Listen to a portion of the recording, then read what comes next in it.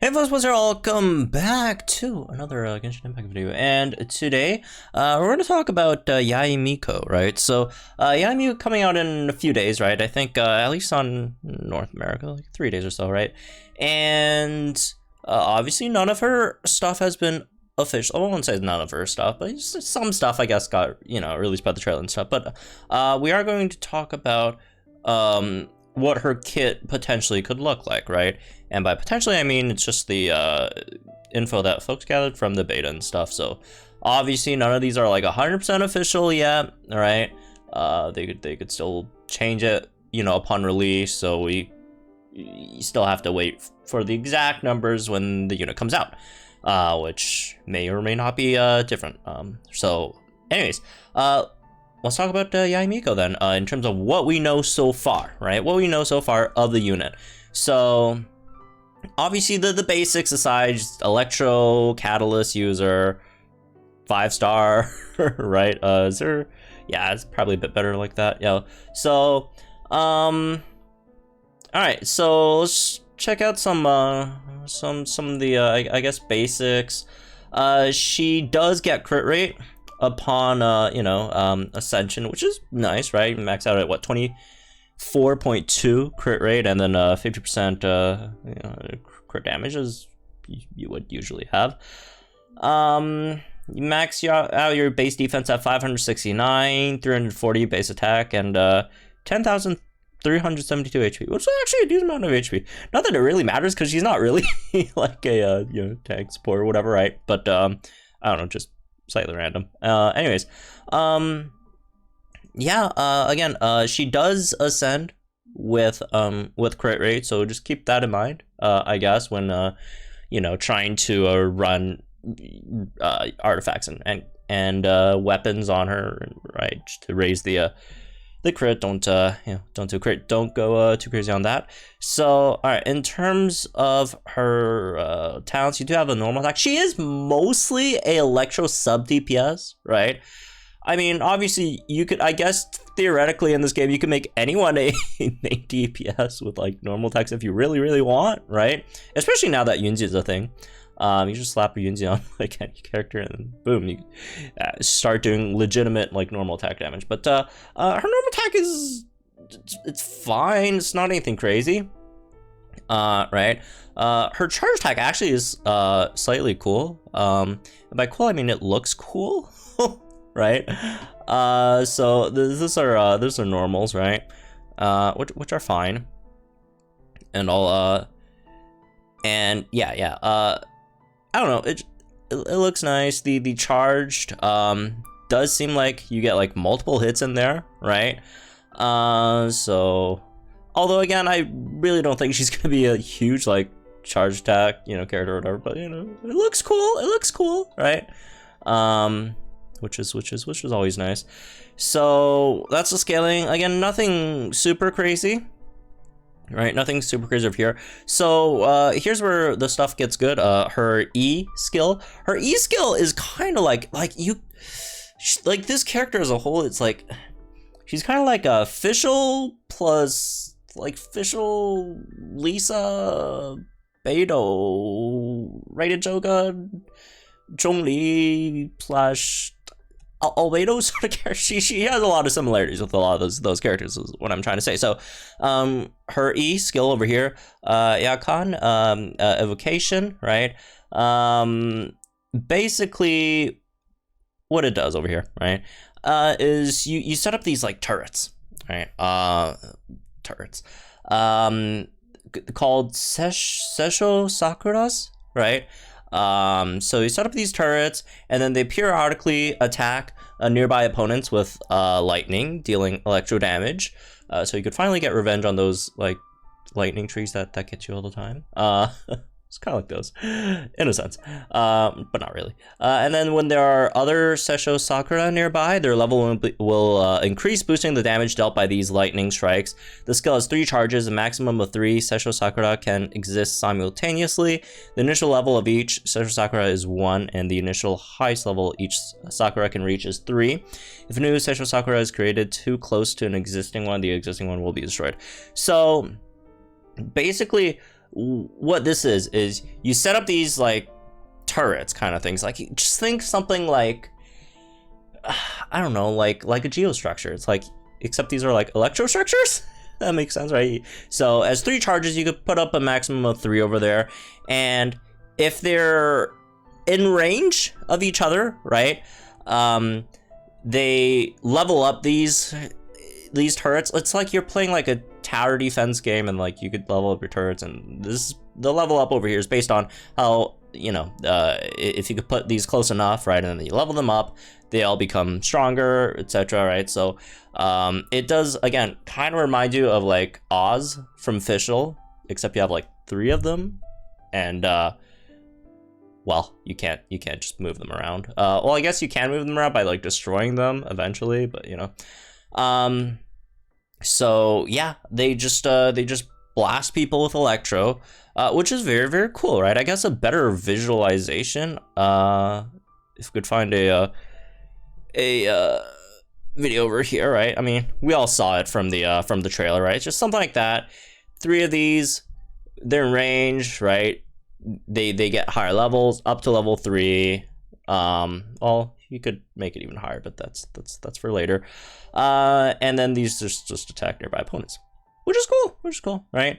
And yeah, in terms of damage scaling, let's just go to like I don't know, what's a good level example? Let's go like, I don't know, level 10.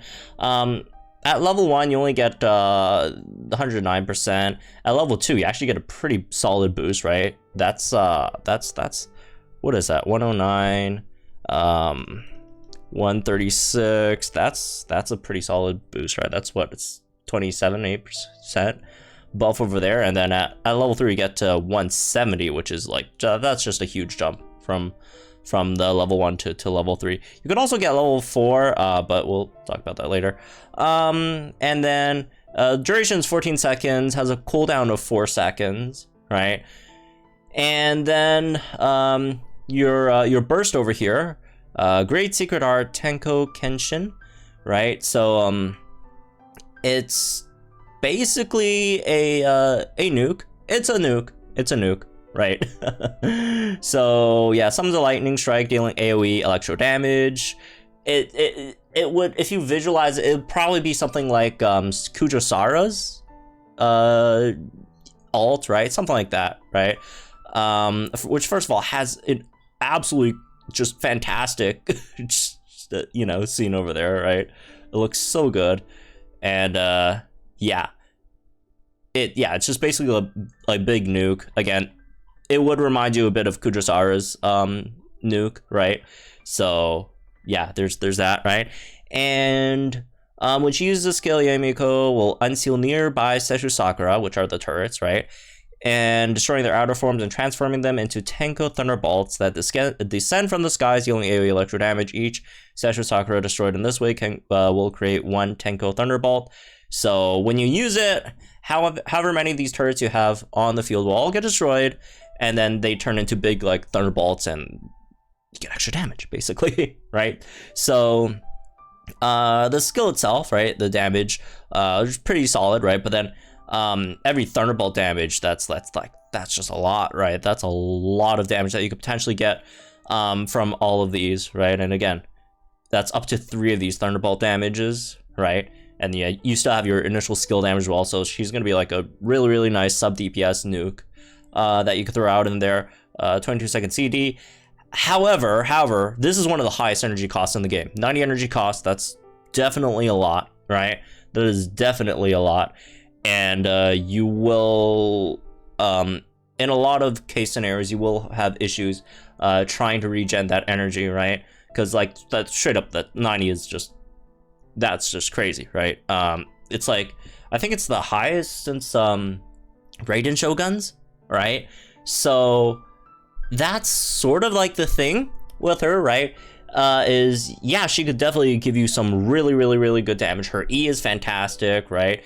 Throw these turrets out there and they periodically deal damage to the opponents, and again, this is all solid damage. You get 3 of these, each of them, you know, at level 3, really, really good damage output over there. And then it's just that, like, yeah, like you have this huge nuke. It just costs way too much. It costs a lot, right?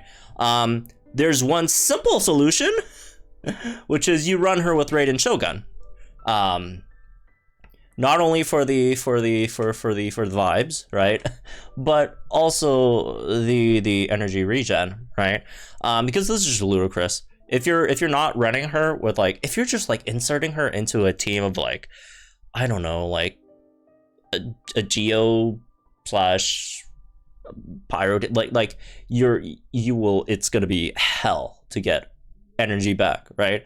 Like even if you run her with like Official or something, right, another electric character not named Raiden Shogun, it's still gonna be tough, right? You'll get there, it's obviously gonna be much better, but the regen is gonna be really tough. Raiden Shogun is just the one click, fix for this, right? For the most part, and that also goes into your artifact builds, right? What do you want? Do you want a bit more damage, or do you want a bit more energy recharge, right? Again, really depends on what teams you're gonna run her with, right? And I do think if you are gonna run Yae Miko, maybe try to get Raiden Shogun, right? Just because like not only does Raiden Shogun just straight up help fix her like a lot, right? They complement each other relatively well. Also, right, overall, so like, yeah, Raiden Shogun's gonna help this a lot, but otherwise this is definitely gonna be an issue. But like damage wise, this is solid. This is just solid damage, right? Anyways, what else? So some passive talents, some of these ascension ones. The first one, which is honestly the one I like the most when looking at characters, not that it's because it's a huge deal or whatever, but like I like the extra stuff that I get out of characters, right? So the passive talent, the first one, Meditations of a Yako, is a 25% chance to get one regional character talent material when crafting. The rarity is base. The rarity is that of the base material. 25% solid chance. So it's cool, I guess. Anyways. Your next passive talent, the Shrine's Sacred Shade. When casting your ult, right, your burst, each Seshu Sakura destroyed resets the cooldown for one charge of your E. So this is really good. This is very good. So basically what you could do with this is you set up the 3 turrets, right? Have your ult up, and then boom, you use your ult consumes all 3 turrets and then blast the immense amount of damage from your ult. And then after that, you don't have to worry about cooldown because all of them will be back up, right? And then boom, you could set all 3 again, right? You could instantly set all 3 up again, and that would be very nice, right? So you basically don't have to worry about cooldowns on your E almost at all, right? So as long as you can consistently get your ult up, right? Which is again why either Raiden Shogun super important, or getting enough energy recharge is very important, right? Moving on, next one, Enlightened Blessing. Every point of elemental mastery Yae Miko possesses will increase Seshu Sakura's damage by 0.15%, which is a solid amount. That's definitely a solid amount. Although I have seen some calculations that shows that generally attack percentage will yield you better than going, just in terms of artifacts, than going for something like a elemental mastery based. But it's extra damage, you'll take it, right? It's on the extra damage on the E, which is nice. It's just not anything insane. I don't think. We don't have the precise calculation until she comes out, right? She officially comes out, but just from the looks of it, it doesn't seem like you should specifically go build EM for her. But again, if you get extra EM as a substat, all that stuff, it should be extra, would be nice. So yeah, that's the overall. We're just talking about C0 first, right? So that's overall what you get from C0 Yae Miko. She's, in short, just going to be like a electro sub DPS that could, have a really powerful nuke, which is generally, I don't know. I like these sort of units, right? Personally, I am a huge fan of Official, right? And Official's playstyle, and I feel like she is kind of like Official, except with a much more powerful nuke. right? In in exchange for a bit of, I guess, flexibility, right? So there's that, right? And maybe a bit more consistency from that you get from official, but again, it really depends on the team. If you have Raiden Shogun just solves so many issues for Yae Miko, right? So yeah, there's that. Sub DPS, I don't know. A lot of people, some people don't like aren't a fan of sub DPSs. I like them a lot personally. It's like some of the like if you look at like some of the most like more powerful units in the game, like stuff like a Xingqiu or Xiaoning, like they all give you a lot of value when they're off the field, when you could get some extra damage in with your main damage dealer, and also always have those reactions triggered, etc. The issue with a lot of sub DPSs most of the time is again energy recharge, right? So, and the same again is issue over here is with Yae Miko, right? But I'd say she, from the looks of it so far, from what the info that we have, I think she's gonna be fantastic. A lot of people are pretty down on Yae Miko. I don't really know why. Like just overall, like she just seems like a really solid sub DPS. I do think some people are slightly underrating her a bit, but that's whatever, I guess. But yeah, in terms of if you should pull for this unit, number one, in my opinion, like folks should generally pull for your, if she's your favorite character, if you just really love her, you should just go for it, right? Again, in my personal opinion, folks should always go for their favorite units, right? I mean, like whether it's any bosses or whatever it is, generally, as long as you have a solidly built team, you could be with 4 stars, right? But yeah, Yae Miko, I think I think she's fine. The argument against pulling for her, right, I do think is again, as much as I like the character, as much as those great things I've said about her, I do think there is a decent argument against pulling for her, right? That being, one, the cost of running her is relatively high, right? Whether you have to go for a Radiant Shogun or you have to farm a lot of try to get a lot of energy recharge on her to work on other teams, right? Even like especially if you don't have like another a battery for her, right? Like the amount of energy recharge to consistently run her is slightly absurd. But yeah, there's that argument on that side, and then the other side is we have so many Electro sub DPSs. We have a lot of Electro sub DPSs that could do similar things that she could do, right? Again, Fischl's a great example of that, right? Fischl could do very similar things. Obviously, she has a much powerful nuke, and all, but Fischl generally could do similar things. The Oz again could constantly apply Electro as well as Yae Miko's E, right?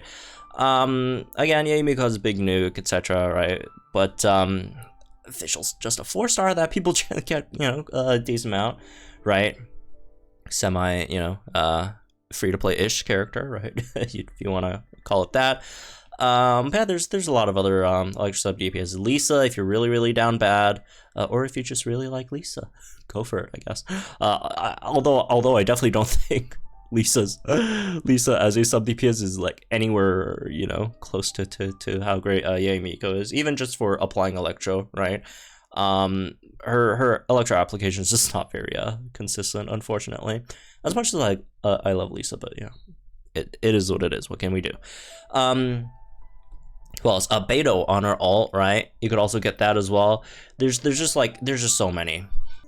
Even to an extent, Radiant Shogun herself, right? But yeah, I guess that is the this sort of argument against spending Primo Gems on her, right? Because like if you look at who else is coming, right? We got Kokomi coming later on this update. We still have obviously Zhongli and Ganyu up at the moment, both of which are fantastic characters, right? One DPS wise, the other support wise, and like if you really need a a sort of like Electro sub DPS-ish character.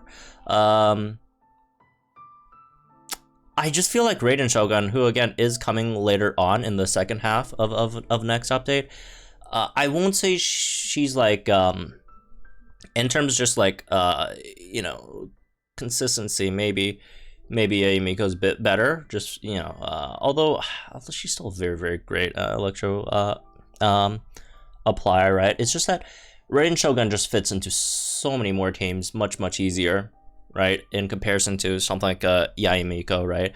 Also, yeah, it's like she's a great character. I think she's great, but like it's just there's so many other characters that could potentially do her job relatively well, right?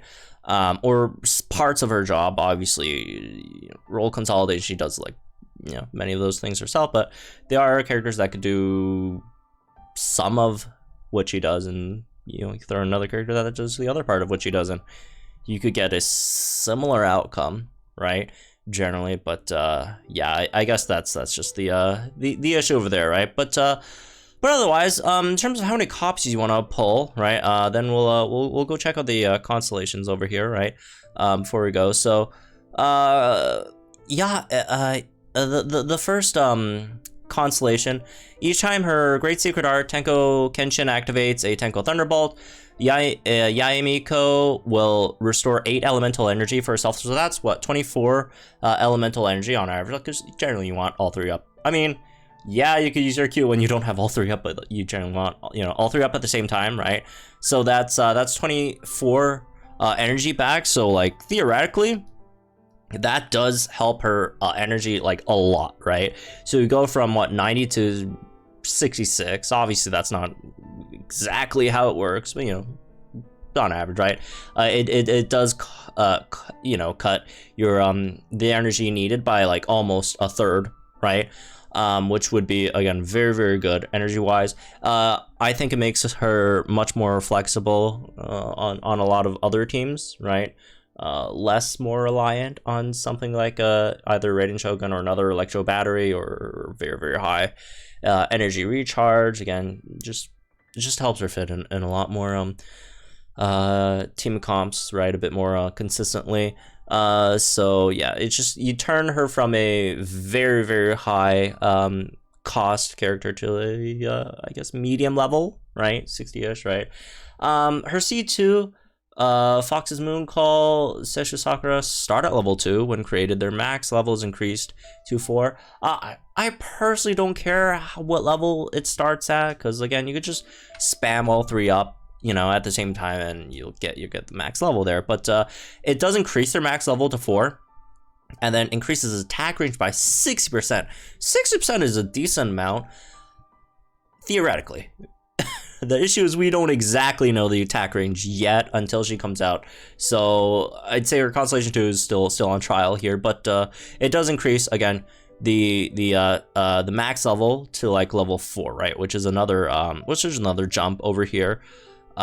Which is how much is that? That's like what, 40%, right? Like wow, that's definitely a nice solid jump over there, right? And third constellation is just the one everyone has. Turns your it gives +3 to your E.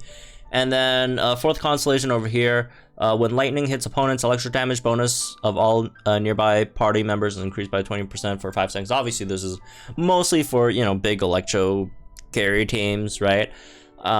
Which otherwise won't be that much of use if you're not really running other electric characters. I mean, you could use it just for her himself, which is nice, but then again, you have to, you know, think about like, oh my god, it's Constellation 4, right? Which is very expensive.